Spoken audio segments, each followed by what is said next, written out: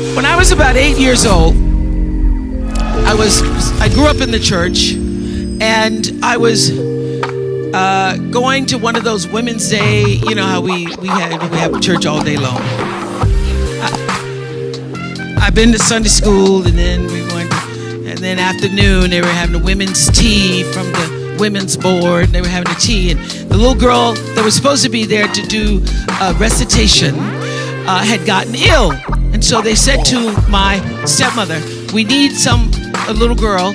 Can Oprah come back and do a recitation this afternoon?" My stepmother said, "Yeah, I'll have her back here this afternoon." So this, church ain't over to 1:30. So by 4 o'clock, I had gone home and learned to recite Invictus by William Ernest Henley. Now, it starts out of the night that covers me, black as a pit from pole to pole, I thank whatever gods may be for my unconquerable soul. I was reciting it and doing the pit from pole to pole. I didn't know what I was saying. But at the end of the poem, there's the stanza that says, "It matters not how straight the gate, how charged with punishment the scroll. I am the master of my fate. I am the captain of my soul." Now, my little 8-year-old brain didn't really fully understand the power and depth of those words, but they sounded good enough for me to write them down and put them on my mirror. And those words, "I am the master of my fate, I am the captain of my soul," became a mantra for me. What it said is, I am responsible for the choices that I make in my life. I am responsible. I am responsible.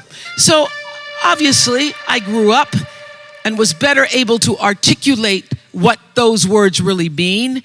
And I discovered in physics class, those of you who remember physics, the third law of motion. You remember what that is? The third law of motion in physics says, for every action, it's called Newton's law, and it says for every action, there is an equal and opposite reaction.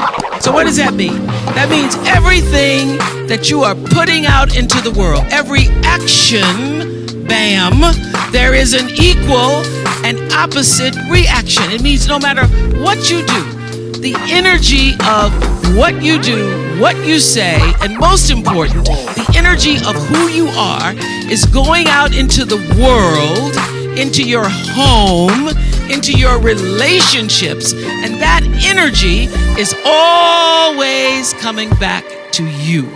You are responsible for the energy that you are pulling out into the world, because that very energy, bam, is coming right back to you every single time, whether you believe it or not, because it is law.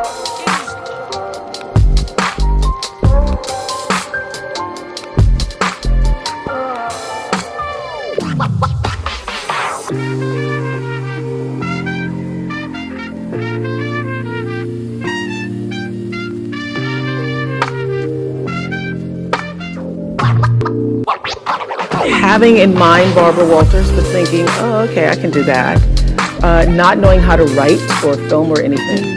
And I think it was because it was the times, and I literally had somebody who was willing to work with me that I managed to find my way. But I had to find my way because the reporting never really fit me. And what did work for me, I'm this old. I'm so old that when I started that, it was a year of live action cam. And so it was like video cameras live. And so the news stations would do a live shot. They would throw to somebody live, even if nothing was going on, just so they could say, live action cam. And what I found is I wasn't so good at the writing part, but if I was just standing up and talking about what had just happened, it was really good.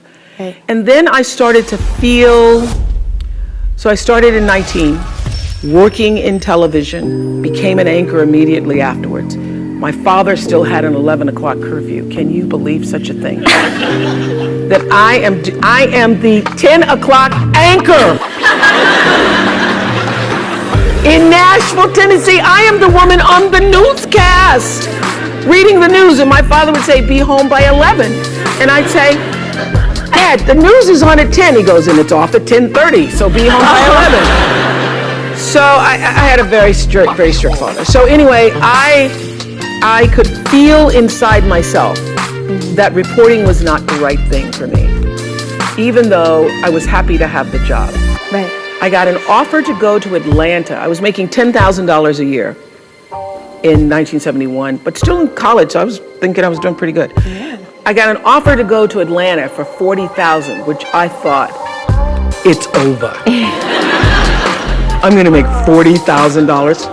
And my boss at the time said to me, you do not know what you don't know. And you need to stay here until you can learn to write better, until you can perfect your craft as a journalist. And so he said, and we can't give you 40, but we can give you 12. So I stayed, and you know the reason why I stayed is because I could feel inside myself that even though the 40 was alluring at the time, that he was absolutely right. So to make a long story short, because I'd be here all day just talking about how it all came about, I started listening to what felt like the truth for me. A couple of years later, I moved to Baltimore. I could feel that as a reporter, and by this time, 22, I'm making $22,000. I met my best friend Gail there, who said, oh my God, can you imagine if you're 30 and you're making $30,000? And then you're 40 and then it's $40,000?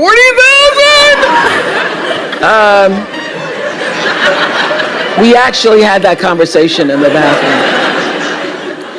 So I started to feel that reporting wasn't for me. But I had my father, I had my friends, everybody was saying, oh my God, you're an anchor woman, you're on TV, I mean, you can't give up that job. Right. And by the time I was making 25, my father goes, well, you just hit the jackpot, you're not gonna make no more money than that, that's just it.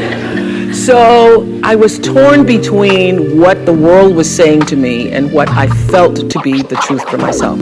It felt like an unnatural act for me reporting, although I knew that to a lot of people it was glamorous. And I started to just, inside myself, think, what do I really want to do, what I really want to do. And I will say this, knowing what you don't want to do is the best possible place to be if you don't know what to do. Because knowing what you don't want to do leads you to figure out what is it you really do want to do. So you discovered talk then, right? Around that time? I didn't discover talk, I got demoted. They wanted to fire me, but I was under contract. And they didn't want to give up the $25,000. So they were trying to keep me on to the end of the year. So they put me on this is the way life works. They put me on a talk show to try to avoid having to pay me the contract out.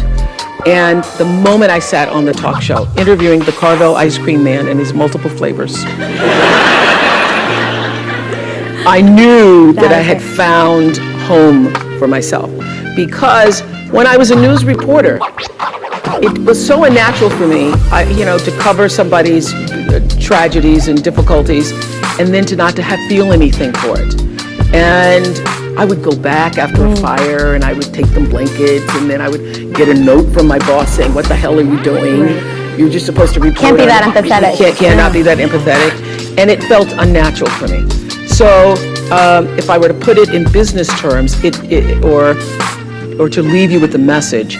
The truth is, I have from the very beginning listened to my instinct. All of my best decisions in life have come because I was attuned to what really felt like the next right move for me. And so it didn't feel right. I knew that I wouldn't be there forever. I never even learned the streets in Baltimore because I thought, I was there longer than I thought. I was there 8 years. I should have learned the street. But I kept saying to myself, I'm not going to be here long. I'm not going to be here. I'm not going to be here, so I'm not going to learn the streets. So when I got the call to come to Chicago, after starting with a co-anchor and working in talk for several years, I knew that it was the right thing to do. And I knew that if I didn't succeed, because at the time there was a guy named Phil Donahue, who was the king of talk, and was on in Chicago, and every single person except my best friend Gail said, you're going to fail. every single person when I left, my bosses by this time thought I was terrific and said, you're walking into a landmine, you're gonna fail, Chicago's a racist city, you're black, you're not gonna make it. Everything to keep me staying. They then offered me a car and an apartment and all this stuff. And I said, no, if I fail, then I will find out what is the next thing for me, what is the next true thing for me. It felt right to you, so you went for it. Because it felt like this is now the move I need to make. And I was not one of those people, all of my, the people who worked with me in news, they would have their tapes and they'd have their stories and they'd have, resumes ready. I didn't have any of that because I knew that the time would come where what I needed would show up for me. And when that showed up, I was ready. Because my definition of luck is preparation meeting the moment of opportunity. Right. And I was prepared to be able to step into that world of talk in a way that I knew I could do it.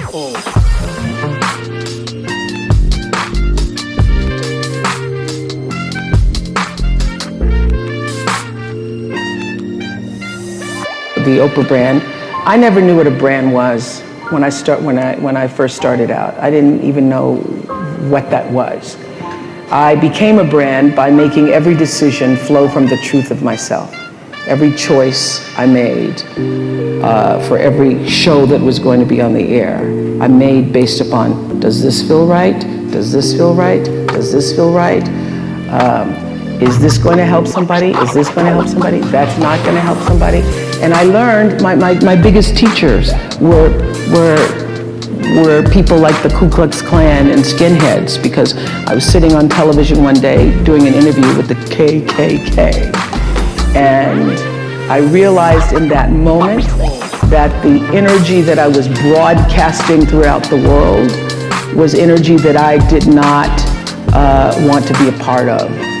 And so I literally, in the middle of a commercial break, I just thought, I will never do this again. I will only allow my platform to be used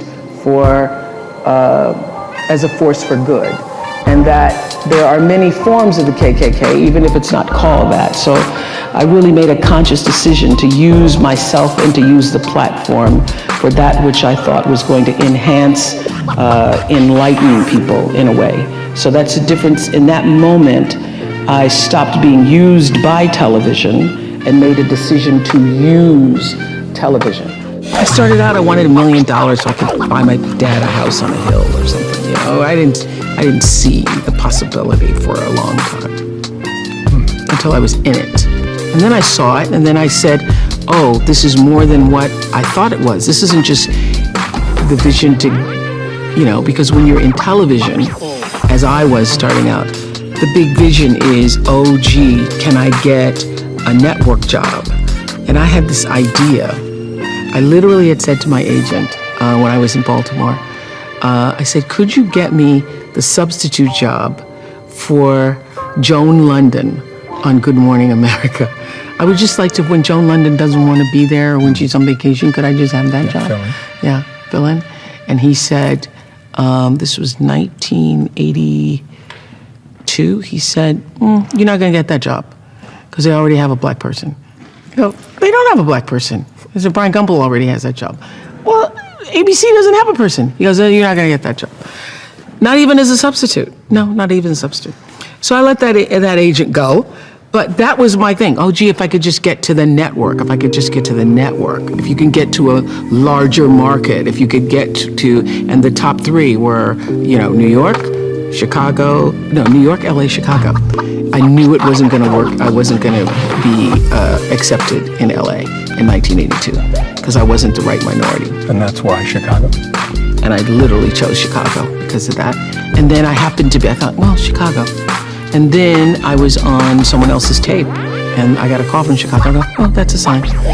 But when you envisioned yourself being a backup, what was the greater goal? That was a step in the right direction. Okay, so you had something in mind. So my goal was that I would be the backup for Joan London, and they would see how good I was, and then they want me to back up more, and then when Joan left for vacation or Joan, decided that she no longer wanted to do it, they'd say, what about that girl that stood in for Joan? Yeah, that was my goal. And then you'd be on air, Yeah. you'd be a personality, but again, to what end? Yes, because I didn't have a vision beyond being successful on network television. It wasn't until I was literally on television, had my own show, made the decision that I was going to own the show, meaning I would take the risk if it worked or it didn't work, that I thought about what does this really mean? And actually, I guess the vision was inspired by, I used to speak in high schools all the time. And I remember speaking in a school and a kid said to me, you're that lady, you're the one that plays on TV. And I say, no, I don't play on TV. It's actually my work. I use TV as my work. And when I, journal every night and was thinking about that, a lot of people think, and for a long time I thought it was just a job where you're going to play on TV, you're going to act on TV, you're going to have this job. But it was around probably 2 or 2.5 years into it, around 88, 89, that I started to see, this is bigger than... It's a platform. Yeah, television, that it's actually a platform. And I want you to live the dream, because I'm not living the dream because I'm special. I'm living the dream because I was obedient to the call of the dream. So I want you to leave here today thinking about what is the dream for you? What is God's dream for you? What does the Creator's dream hold for you? So often we spend our lives wishing and hoping and hoping and wishing and desiring things. This is what I know for sure. You don't get what you wish for. You don't even get what you hope for. You get what you believe. So what is it you believe and know to be God's dream for you? So I live in the dream. I'm living in the space of the dream. And dream's good.